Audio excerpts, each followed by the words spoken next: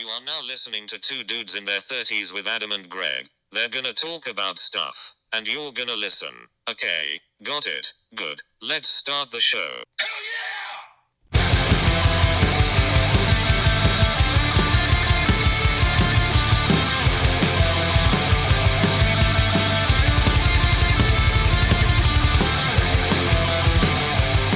All right, back another week. Two dudes in their 30s. Adam McGowan, Greg Carbonell here again. Thank you, everybody, for listening. We really appreciate you coming back and checking us out. Another interview again this week, this time with one of your buddies, right? Yeah, my buddy Mike Schwartz. He's a writer and photographer for National Geographic and BBC Wildlife, some other cool writing outlets. But he's an interesting gentleman. I got to know Mike a little bit through you back in the day, and it's been a while since we talked again. But it was good to kind of catch up and hear some about just an area of the world really that I have no connection to, no understanding of, and to sort of hear his passion and come through and sort of how he started to just get involved from an early age in just African studies and animals, and it was just cool to kind of hear a little bit about that, especially for something, again, like I said, that it's just not an area that I know really anything about. So it was cool to be able to catch up with him, and then be able to talk a little about what he's doing from a journalism perspective and traveling in the different countries he's been to and all that cool stuff. So you get to hear a little bit about that in a minute, but knowing that we were going to talk to Mike specifically about journalism in Africa and his travels. You have a connection to Africa. Oh my God, yeah. With your dad having been over there for a number of years, and you went over and visited him once, and that was a story in itself. So. Oh my God, yeah. So my dad lived in Uganda for like 8 years. I went over there once. I'll probably never go back again. No offense to Uganda. Yeah, no offense. It was just literally probably the most sick I've ever been in my entire life. Going back, let's just talk full trip. How long it took you to get there? The experience while you were there, getting home, etc. From Albany to Uganda. Anybody who knows like a 5-hour plane ride, it's like horrible. What I think it was like 18 hours total that I was on a plane between JFK to, I think it was Istanbul, Turkey, and then from Istanbul, Turkey to Entebbe, Uganda. So just starting off, I think it took like a day and a half to get there. And it was like 2 days ahead or something, or 2 days behind. I can't even remember. I was like so jet lagged by the time I got there. But we went on a little trip, and I must have eaten something, or maybe like I got malaria. I still don't really know which way it was, but I was throwing up and having diarrhea into this hole in this like ground, this like dugout hole. They call them chodes, I believe.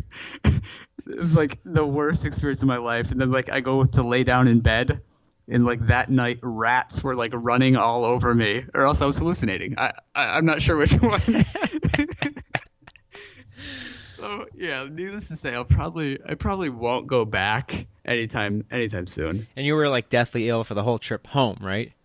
Yeah, like it was on horrible. A plane. Like, on the plane ride, thank God no one sat next to me, because they would have had like the worst experience, like multiplied.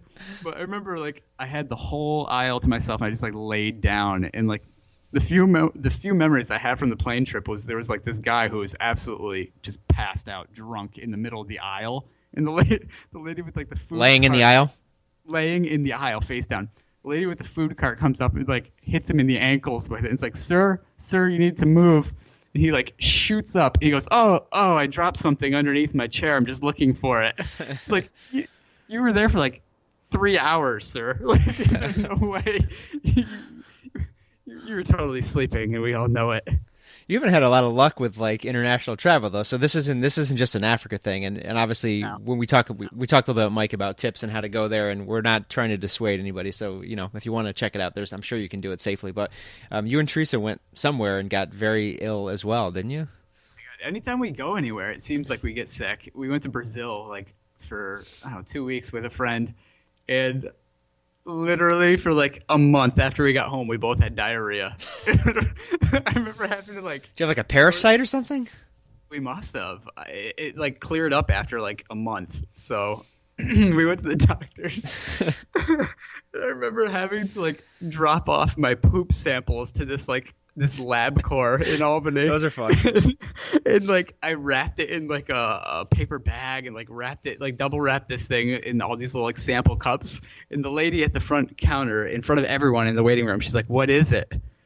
It's like it's samples. And she's like, "Yeah, but what is it?"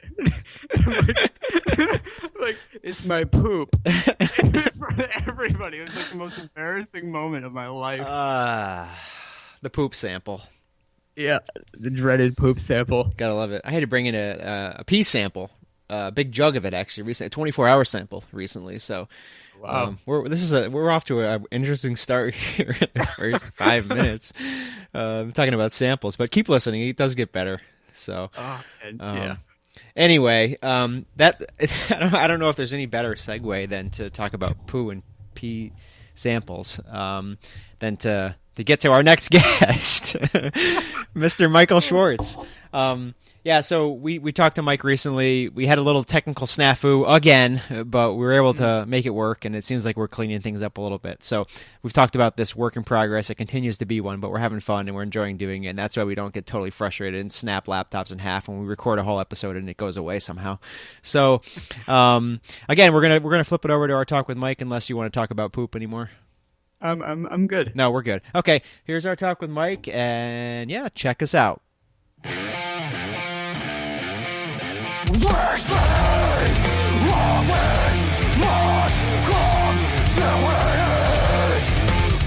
how I see your face right now, Greg. It's massive on my screen. You're welcome. You're welcome. So today on our show we have Michael Schwartz, who is a longtime friend of mine. We go way, way back, native to Schenectady, New York. And I just want to share my first memorable experience with Mike Schwartz. I think I was probably 7 years old or so, and my parents dragged me along to a dinner over at Mike's family's house. And, like the kids kind of separate from the adults at a certain point, and we decided to go up to Michael's room.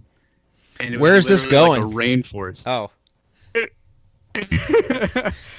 Yeah, we can't talk about the other part, but the part we can talk about is his room was literally like a rainforest. It was amazing. We walk in there and my jaw drops. There's like 6-foot ferns. There's like I think you might have like palm trees in your room, like posters of jaguars and elephants and rhinoceros and lions.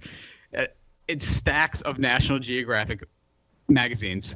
And I think the entire night we just flipped through the Nat Geo magazines, like looking at the pictures and talking about them. Yeah. Do you feel like even from that young early age, you kind of had this passion to write and to take photos, and that one day maybe you would actually start writing and taking photos for National Geographic? So yeah. Adam's memory is correct. I did have quite the bedroom there. Honestly, I don't know how my parents let me get away with putting all that stuff in there, but yeah, they let me kind of set up my room the way I wanted to, and yeah, when I was a little kid, I mean, that was my animals were my passion. I mean, I guess it started, my grandfather used to bring me to the zoo when I was a kid, when we would head out to Rochester to visit them. And then from there, that just kind of took off. I enjoyed animals, especially African wildlife. That's where my passion got started. And then reading National Geographic magazines was something that just kind of continued to further my interest in wildlife. And yeah, I'd always wanted to take photographs for them. I took some photography courses when I got older in college. I really enjoyed it, but I never became that good of a photographer. I mean, some people look at my photographs from my travels and they say, wow, you take some really good photographs. But when I look at them and then I weigh them against a professional photographer, I can see the difference. And I say, yeah, well, they're okay, but comparatively speaking, they're not that great. But writing was something that I got really, really good at. So I thought, well, why don't I try writing about it? Because, for every good story, you need good photographs, but you also need a compelling narrative. So I never imagined that one day I'd be writing for the National Geographic Society. It's been amazing. My focus is on African wildlife conservation, and I've been traveling to Africa since about 2005. Been to a handful of countries, about 7 or 8 of them, and I've seen some just absolutely amazing things. Going back to when you were a kid growing up, like what was it that sort of drew you in though to this thing? Was it just like you kind of started like looking at these animals, kind of investigating Africa a little bit, and it just sort of was something that hit you naturally, or was there anything specific about it that you were like, wow, this is something that I'm really interested in? It's kind of a combination of a couple of different things. I know going back to like when my grandfather took me to the zoo, there was this lion there that and he was in one of the buildings there, and when he used to roar, I was just so captivated by it, and I thought, wow, just an amazing animal that you wouldn't see in upstate New York normally. So that definitely was the initial spark, I would say, that captivated my interest. And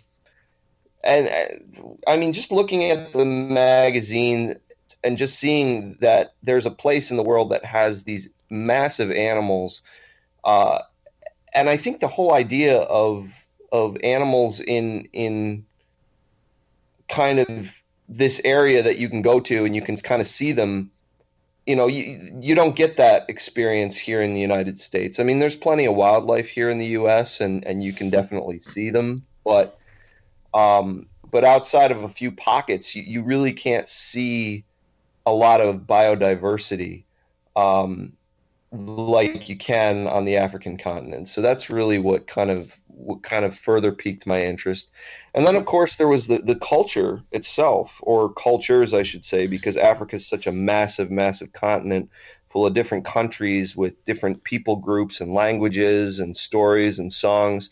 I was always fascinated by that because it's just so wildly different than here in the United States. I mean, we're a melting pot for sure, of different cultures, but it was just, when you're a kid growing up in the 80s in suburban America, and you're seeing pictures of this place with just such wildly different cultures, it just became fascinating to me. Absolutely. So let's talk about like your first encounter, your first experience going over to Africa, and can you just kind of walk us through? Was it a safari? Was it like a mission trip? Like what did you do on your first trip over there? Sure. So I got the idea to go when I was about 17, not realizing, of course, how expensive it was going to be. But I started saving money. I have this little tin that I used to throw my money into when I was working. I can't even remember where I was working at the time then, but whatever money I got, I would kind of put it in this little tin. And it was more of a symbolic thing. I mean, of course, I could have just let it sit in the bank, but it was just this symbolic, like going to Africa, and so I would put some money in there. Didn't actually end up going until I was 21, and that was in January of 2005. I flew to South Africa, and I went on a safari there in a game reserve called the Welgevanden Game Reserve, which is a Dutch word meaning well found. I'm not pronouncing it correctly, but that's what it's called, Welgevanden. And when I was there, I got to see just these amazing animals. I got to see, I think 3 or 4 of the big 5, which for anybody who doesn't know what the big 5 are, it's elephant, lion, buffalo, leopard, and rhino. And I got to see white rhino, and I got to see buffalo, and I got to see lion, which was absolutely amazing when I was there. Spent about, I want to say 10 or 11 days there. And then after that, I was in Johannesburg for a while in South Africa, and I got to see the townships of Soweto and got to experience some of the culture there. And that's when I realized that my passion for African wildlife was definitely matched by compassion for the African people.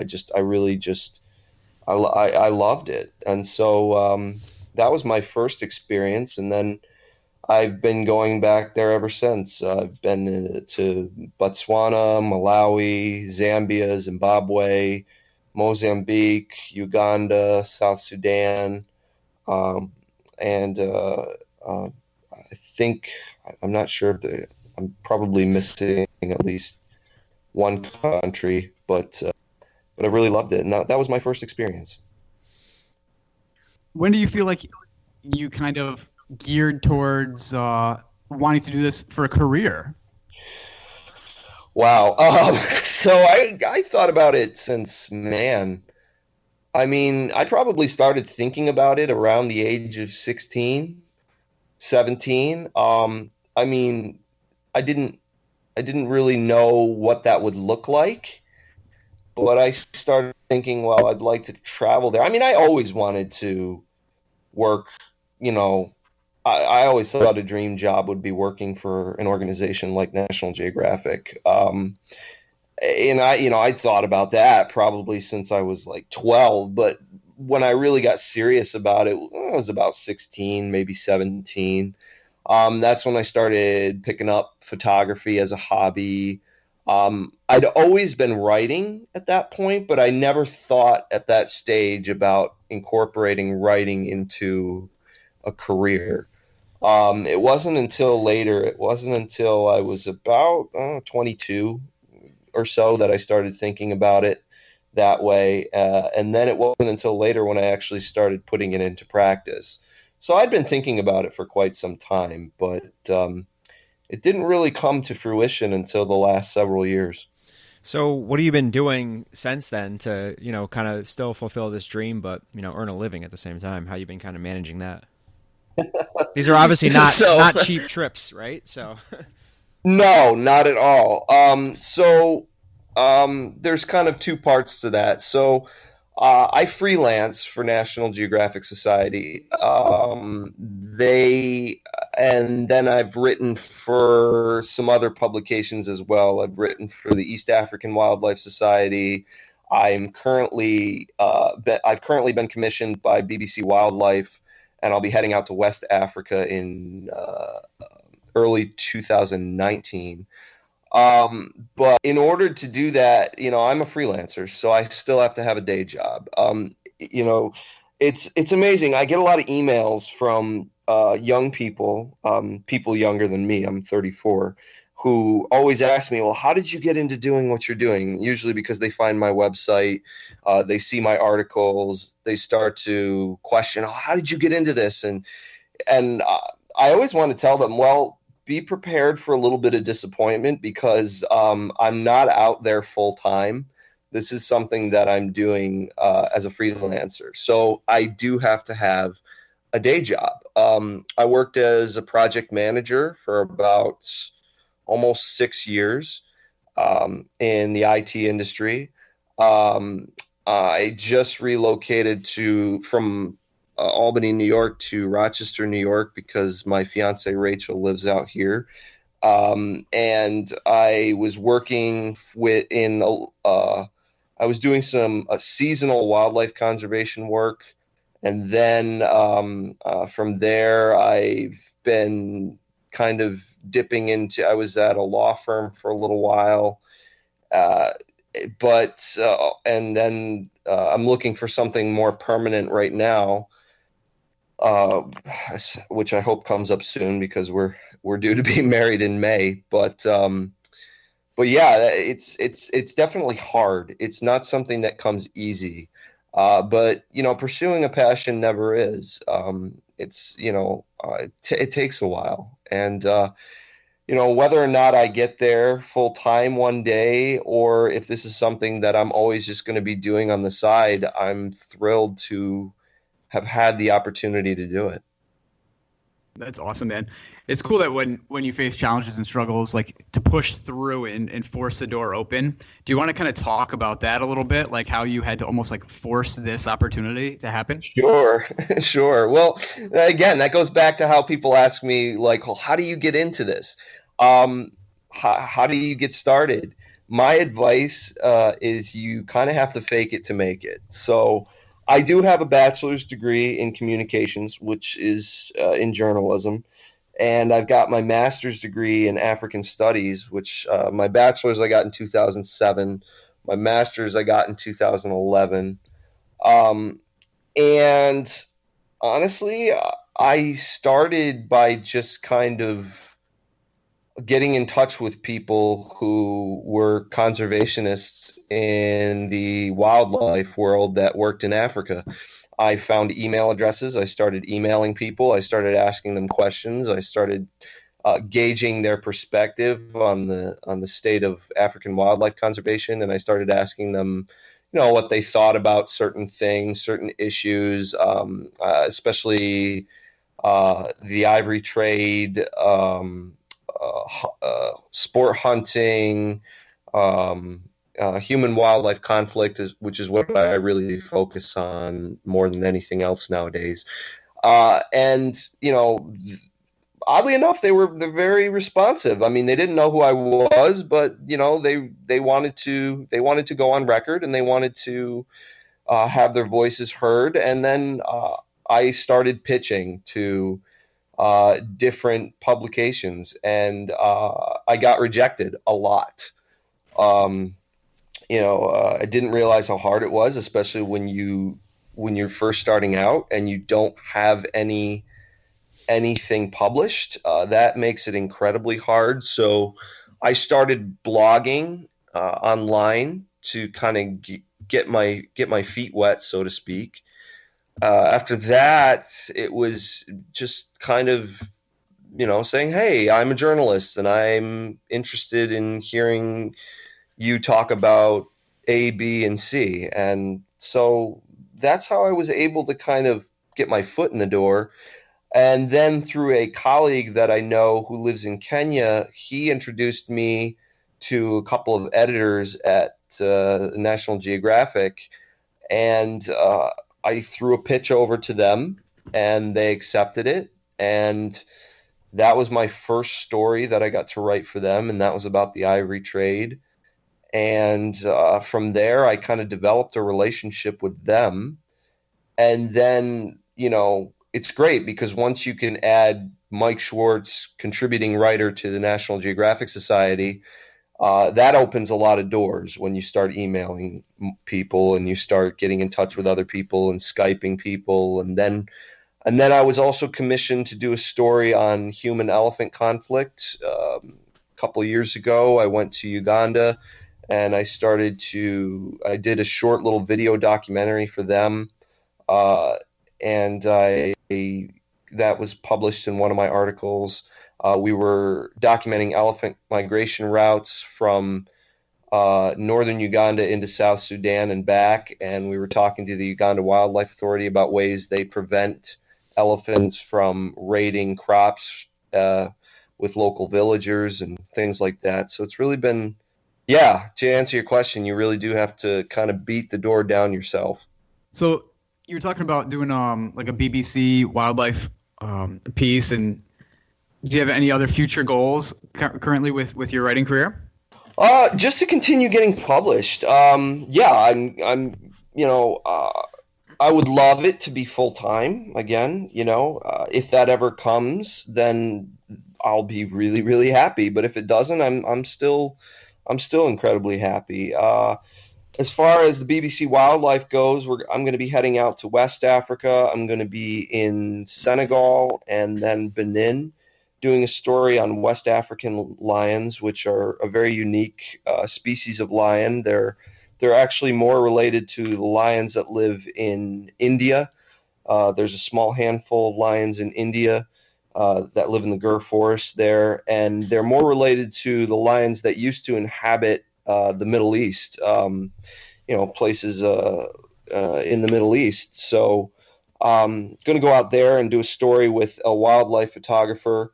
We've partnered up. We're going to head out there. We pitched the idea to BBC Wildlife, and BBC Wildlife said, "Yeah, we're really excited to have you do this." So we've been getting in touch with some conservationists over in West Africa, and we're just setting up that trip. Again, long term, I don't know. It's hard to gauge at this point. I'd love to continue going back. I'd love to continue the work that I'm doing there. I do some work with a friend of mine in Uganda as well. And we do some work with a local village there. And we're able to do some fundraising for the village, for the primary school. We've been able to help to refurbish the school. We raised money through a local organization called the Uganda Water Project, and we were able to raise money for a rainwater collection system so that the people there no longer have to walk the 5 or 7 mile walk to the lake, Lake Victoria. And there's for people that don't know, Lake Victoria's got a lot of hippos and crocodiles, so it's very dangerous for people to go and get water there. So we raised money for this rainwater collection system. So and that's through a little NGO that I helped my friend Moses set up in Uganda.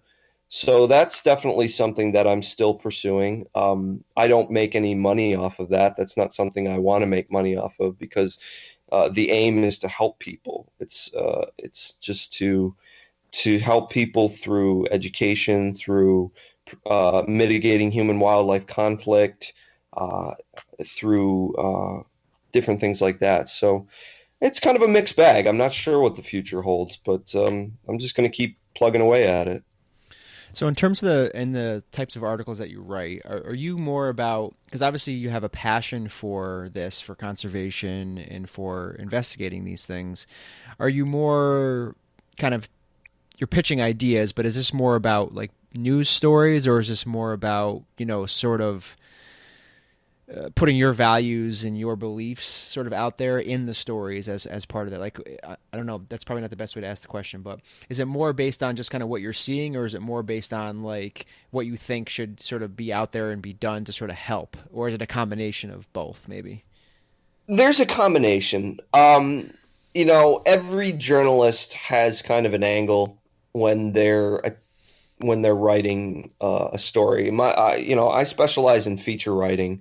I don't do so much hard news. I did, I think, one hard news article a couple of years ago, and but my focus is really on human wildlife conflict, and I'll talk about that in a minute. But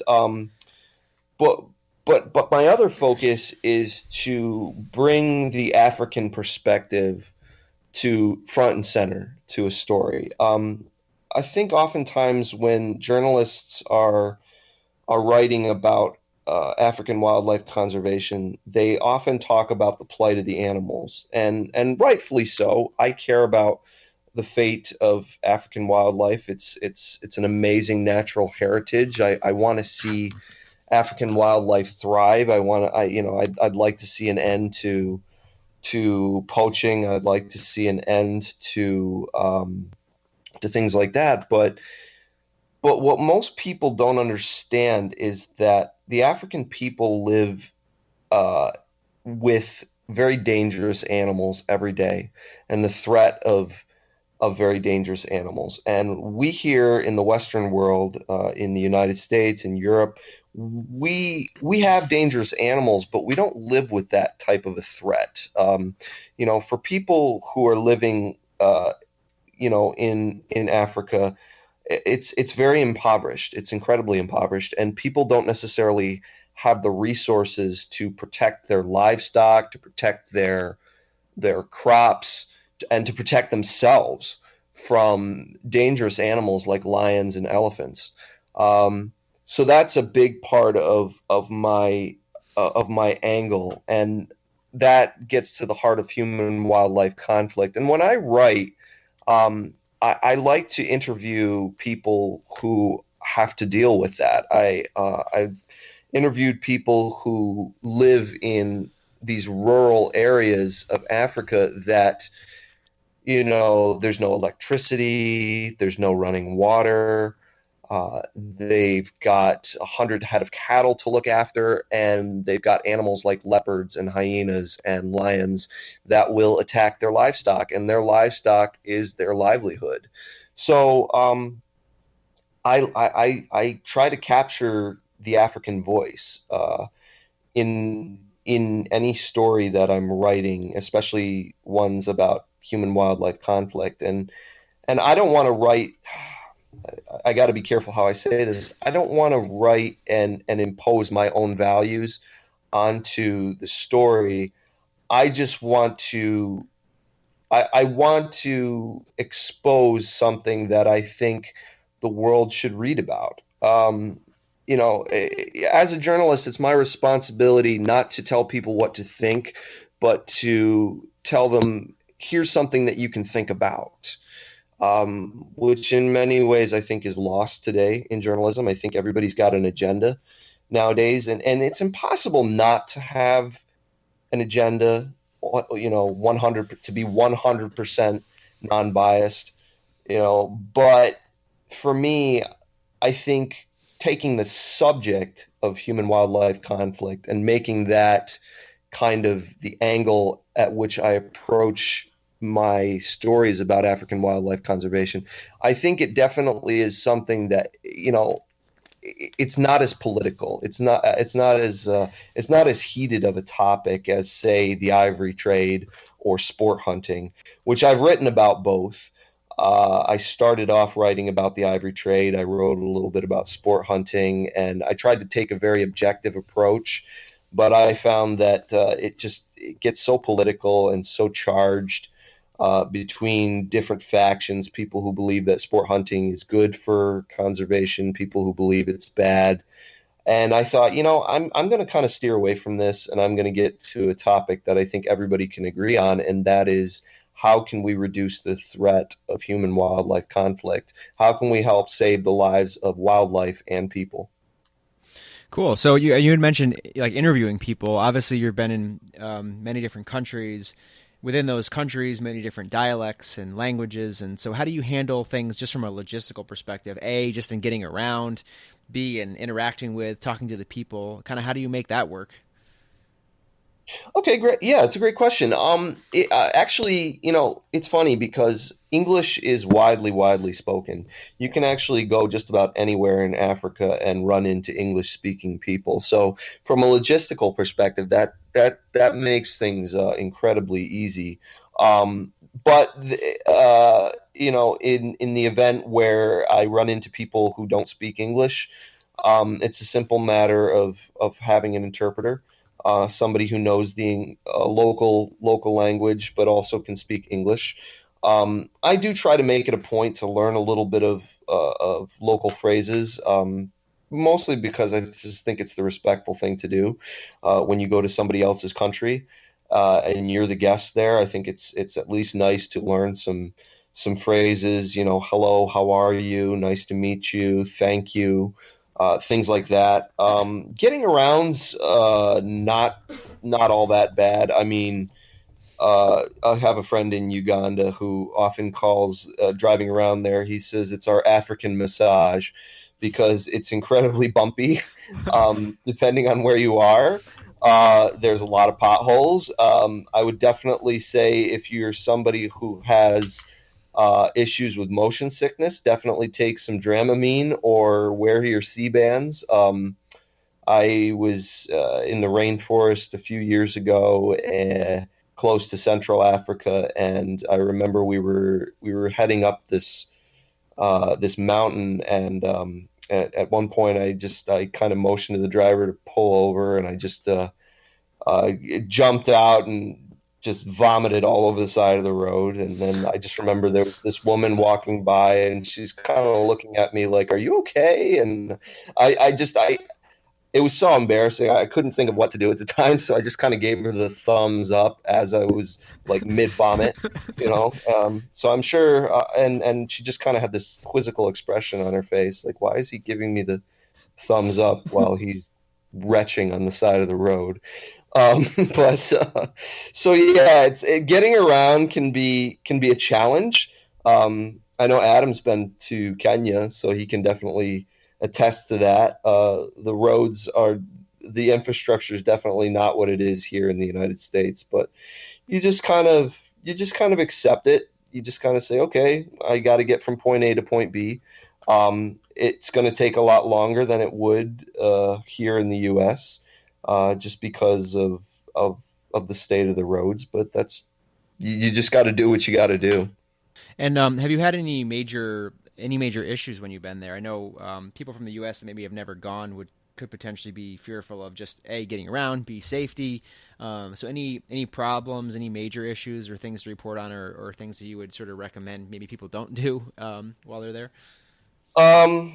Yeah, don't get drunk and then go wandering around at night in a national park. I'm not saying I've done that. I'm just saying That sounds like that you might be relaying that from experience. No, no. I did have. There was one time I was down by the Nile River, and I was having dinner with a couple of friends of mine, and I had had a few glasses of wine.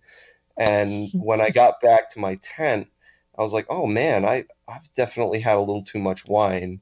And so I had to just remind myself to stay in the tent because we were right down there where the hippos were, and the hippos come out of the river at night to graze.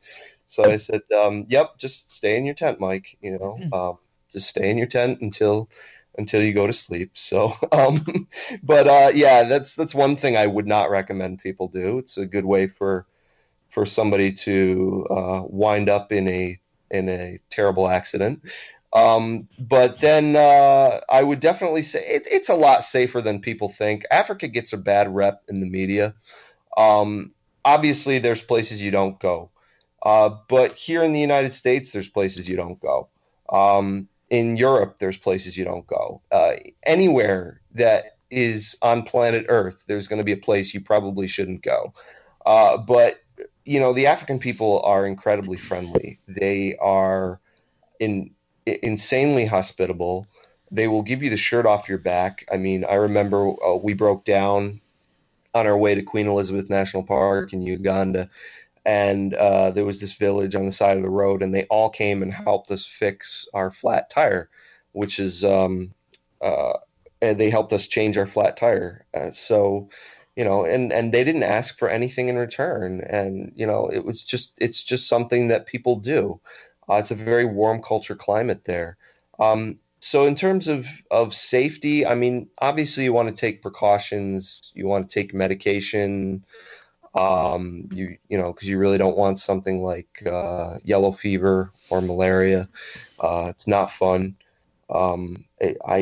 I may have gotten malaria at one point after I returned to the States, and it was a really, really horrible several days that I had to endure. So be sure to take your medication. Obviously, if you're in a city, don't go out at night. It's just something you should probably stay indoors. But again, that's just like here in the United States. So it's really not that bad. I mean, and when you're in the national park, stay in your vehicle. I mean, that's one of the number one reasons that tourists get killed over there is because they didn't want to stay in their vehicle. They wanted to get close to the animal. And unfortunately, God doesn't intervene in stupidity. So, so maybe you could share maybe one of your most memorable experiences, either on the good side or on the bad side that you were over there. All right. Well, it's good side. Good side. I was a part of a team that took part in a lion collaring. We fit a male lion with a telemetry collar, which is a radio collar. We did that so that this organization called the Uganda Carnivore Program. They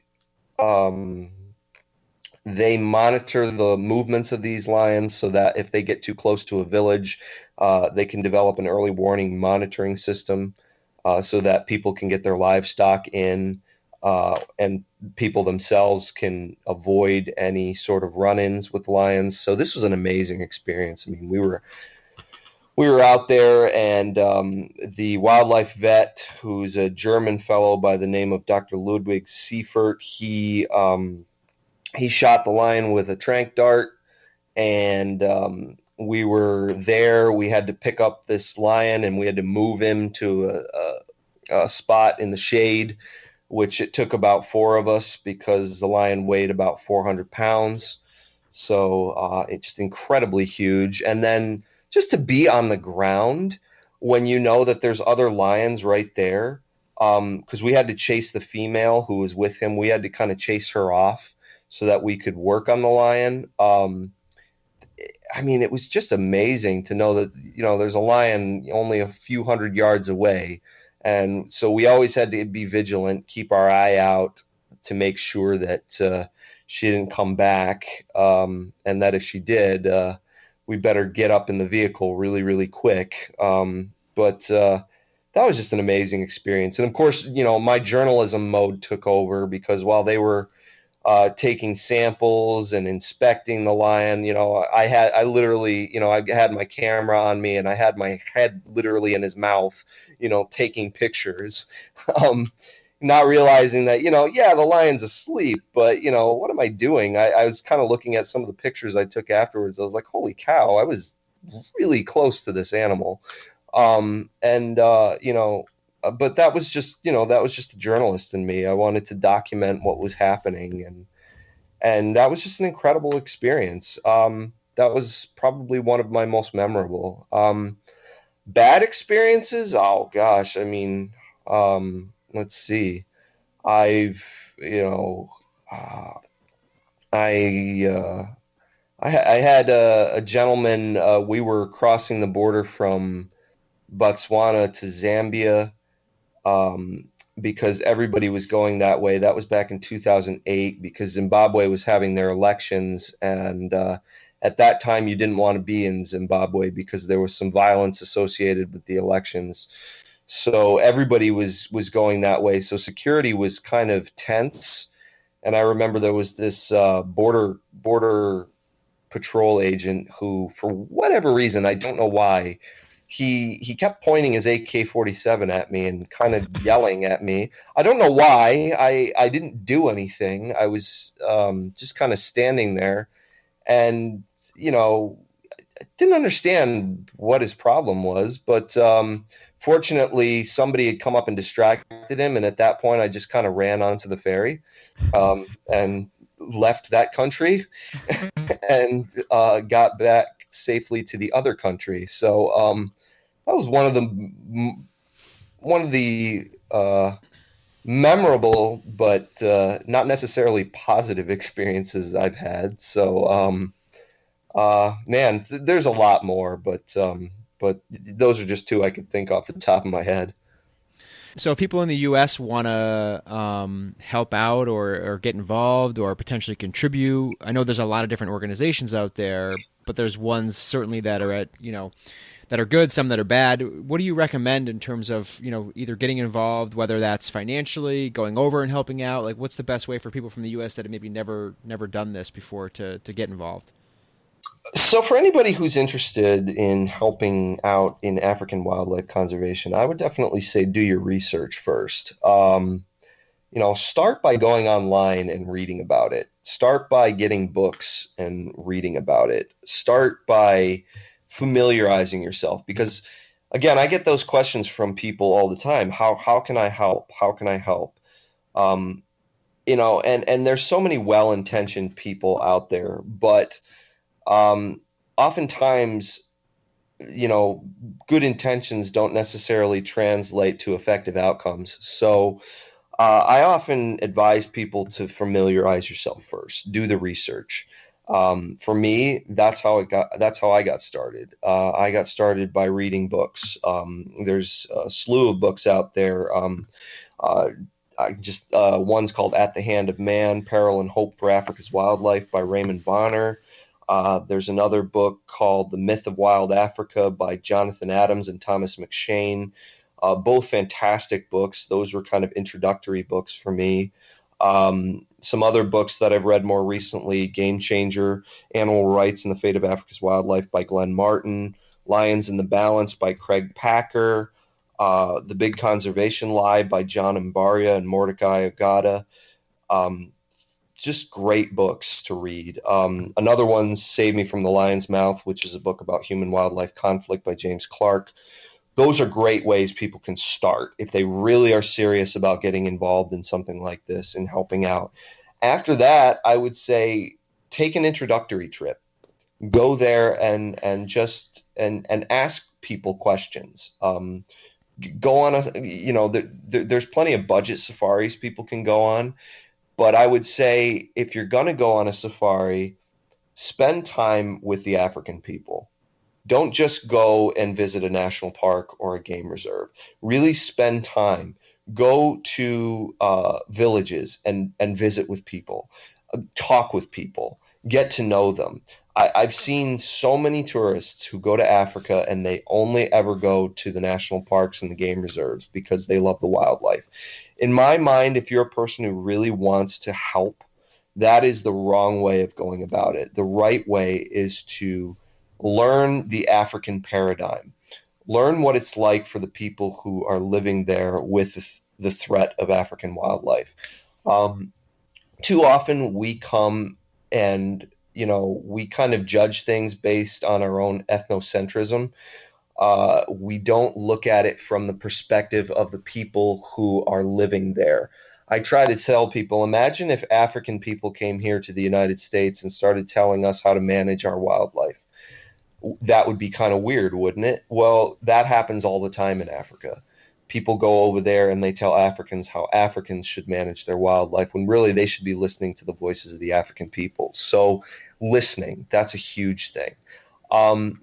And then more specifically, there's plenty of volunteer groups you can go to. My suggestion would really be just to research them thoroughly, find out if they're truly making a difference over there or if they're just one gigantic PR campaign. Because there's a lot of organizations, a lot of aid agencies and different NGOs who are doing different things. And a lot of it's just PR. I mean, they're not really, it looks great when you go to their website and you look online, but it's not really translating to making a real difference on the ground. So I would advise people to be very careful about the organizations that you get involved with if you want to volunteer over there. We definitely need more journalists too. So there's always that route to take as well. But that's just a handful of ways people could get involved. Awesome. So where can people find out more about you if they spark an interest from this conversation? Where can they find out? Do you have like a website or anything like that? Yeah. So if anybody wants to learn more about what I do, my name's Mike Schwartz. You can go to my website. It's www.michaelwschwartz.com. That's MichaelWschwartz.com. That's my website. You can go there. You can see my articles. You can see some of my photographs that I've taken. You can learn a little bit more about me, about my conservation message, about where I've been. And yeah, there's contact info if you want to get in touch, if you'd like to email me. I get people that email me from time to time, and it's a great way to learn more about what I do. You can also just Google Michael Schwartz National Geographic, and that'll probably take you directly to some of my articles. But that's the best way you can learn more about me. Awesome. Hey man, I just appreciate your friendship over the last 30 years, and I appreciate you taking the time to talk with us and share your stories and your experiences. You're a great person, and we just thank you for your time, man. Thank you, guys. Appreciate you both, and thanks for having me on. Thanks, Mike. Thank you.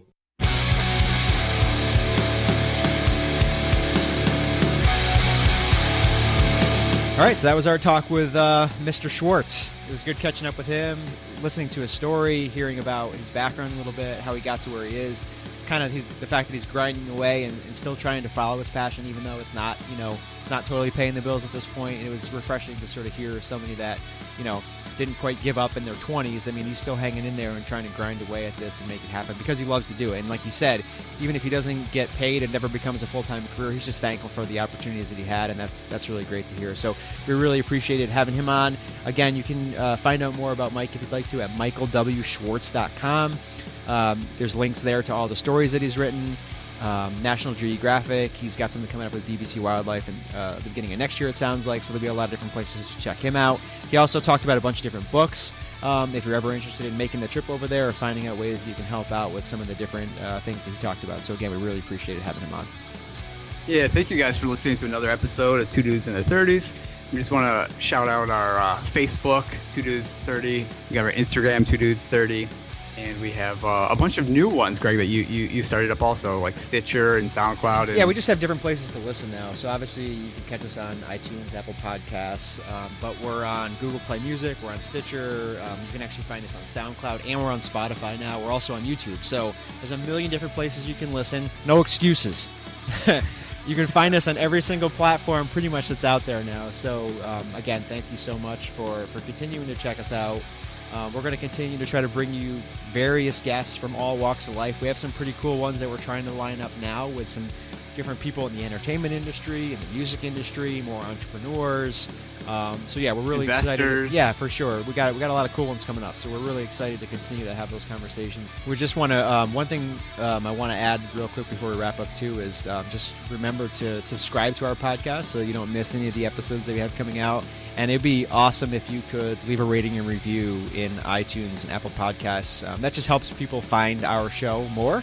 So if you like what you're hearing, we'd love for you to help us sort of spread the word if you have any inclination to do that. So thank you for doing that. Tell a friend. And as always, here's Enigmatic Heart. This one's called Meet Me in MILFland. I like this one. See you guys later.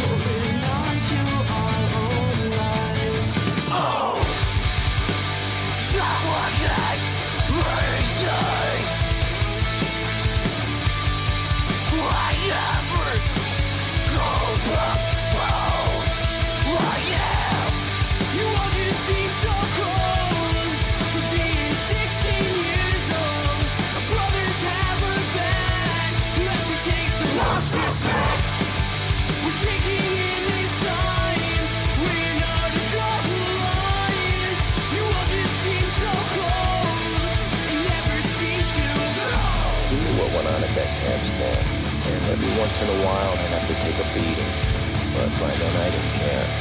The way I saw it, everybody takes a beating sometime.